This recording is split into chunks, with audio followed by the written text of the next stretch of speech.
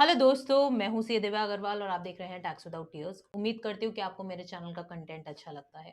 अगर अच्छा लगता है तो दोस्तों फॉलो करना और सब्सक्राइब करना ना भूलिएगा। स्क्रीन पर आप देख ही सकते हैं मेरे सारे सोशल मीडिया हैंडल्स के क्यूआर कोड हैं, आप स्कैन करके उनको फॉलो कर सकते हैं।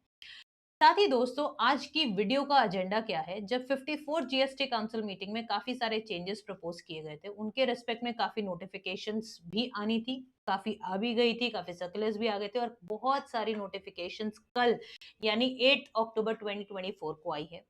जिसमें से एक सबसे बड़ी डिस्कशन जिसमें हम करने वाले हैं वो है रेंट पे।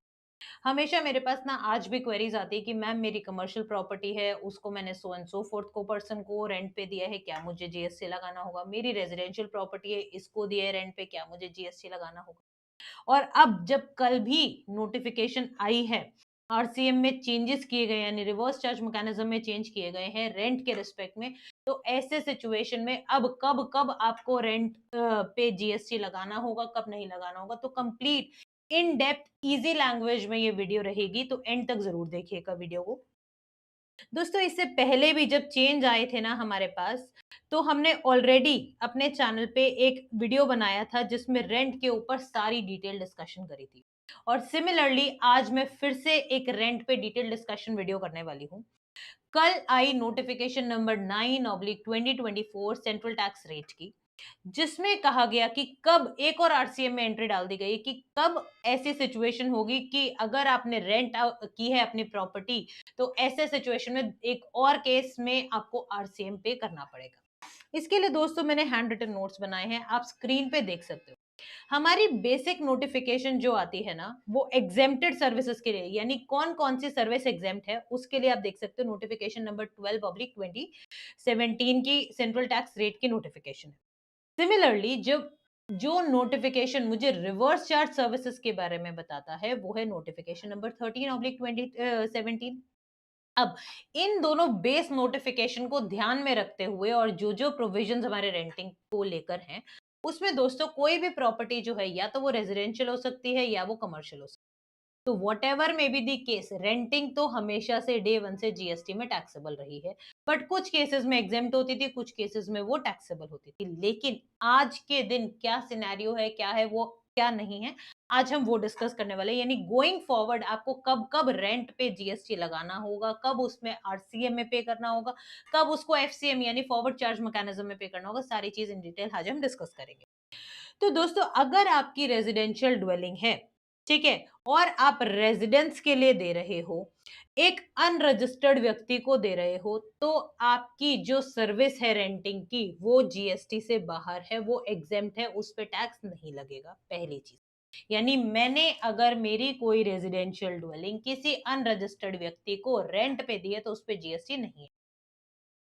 अब मैंने किसी अपनी इसी रेजिडेंशियल ड्वेलिंग को किसी और व्यक्ति को रेंट पे दी थी और उसको प्राइमरी पर्पस रेंट पे देने का, केवल उसका घर रेजिडेंस के पर्पस से मैंने दी थी, उसको उसके बिजनेस के पर्पस से नहीं दी थी। और वो व्यक्ति हो सकता है प्रोप्राइटर है, प्रोप्राइटर होगा तो मे बी अगर उसकी टर्नओवर एक्सीड की होगी 20 लाख से तो उसके पास जीएसटी नंबर भी होगा। बट अगर प्राइमरी ऑब्जेक्टिव रेजिडेंस रहा है ऐसे प्रोपराइटर का जिसने मेरे साथ रेंट अग्रीमेंट साइन किया है, तो वो सिचुएशन में भी मेरी जीएसटी की लायबिलिटी नहीं बनेगी, ना सामने वाले पर्सन की बनेगी, और ये भी पर्टिकुलर ट्रांजैक्शन जीएसटी से बाहर रहे।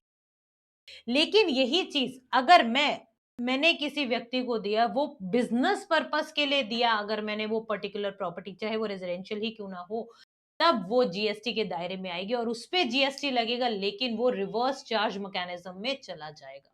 और यहाँ पे मैं कौन हूं दोस्तों? एक अनरजिस्टर्ड व्यक्ति। जहां मैं रजिस्टर्ड व्यक्ति हो जाती हूँ, चाहे अब मेरी रेजिडेंशियल हो चाहे वो कमर्शियल हो, वो तो जीएसटी के परव्यू में आएगा ही आएगा। यानी अगर लैंडलॉर्ड या ओनर अगर रजिस्टर्ड है और वो रेंट पे किसी भी तरह की प्रॉपर्टी देता है, चाहे वो रेजिडेंशियल है चाहे वो कमर्शियल है, दोनों ही केसेस में जीएसटी आएगा। लेकिन अभी जो मैंने डिस्कशन किया, मैं वहां पे अनरजिस्टर्ड थी, मैंने एक अनरजिस्टर्ड व्यक्ति को रेजिडेंशियल ड्वेलिंग रेजिडेंस के पर्पस के लिए दी तो एग्जेम्प्ट था।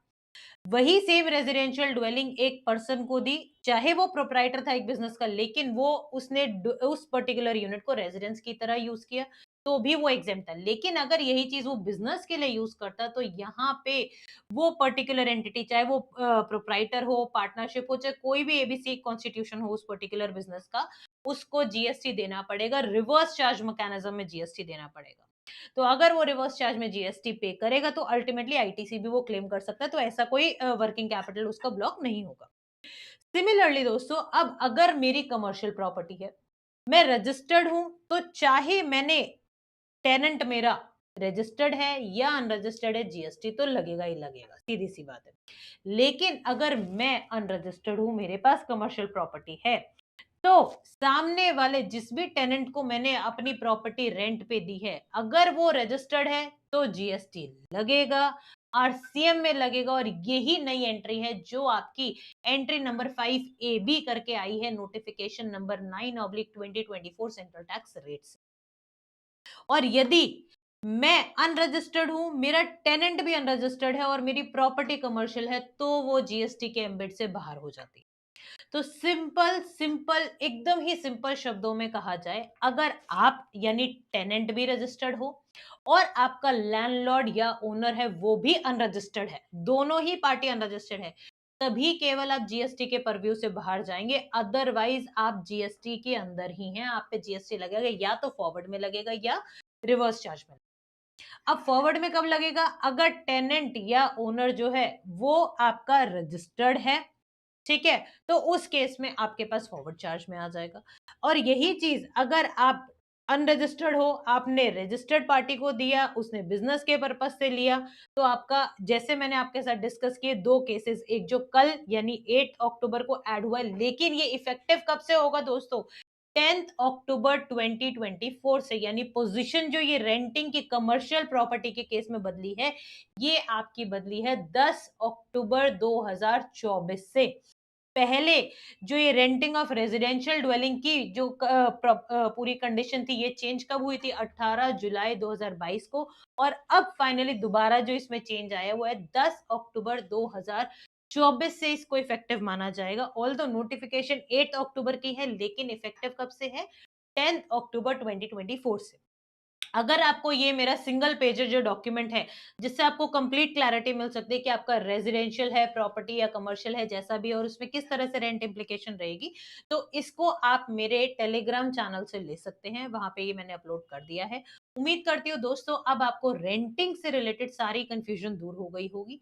अगर ये वीडियो अच्छा लगा है तो do share it among your professional, your business circle, ताकि जिसकी भी प्रॉपर्टी रेंट पे गई हुई है उन सभी को ये अवेयरनेस रहे कि कब उनको टैक्स पे करना है जीएसटी में, चाहे वो आरसीएम में पे करना हो, चाहे वो फॉरवर्ड चार्ज मैकेनिज्म यानी एफसीएम में पे करना। Thank you so much friends and have a nice day.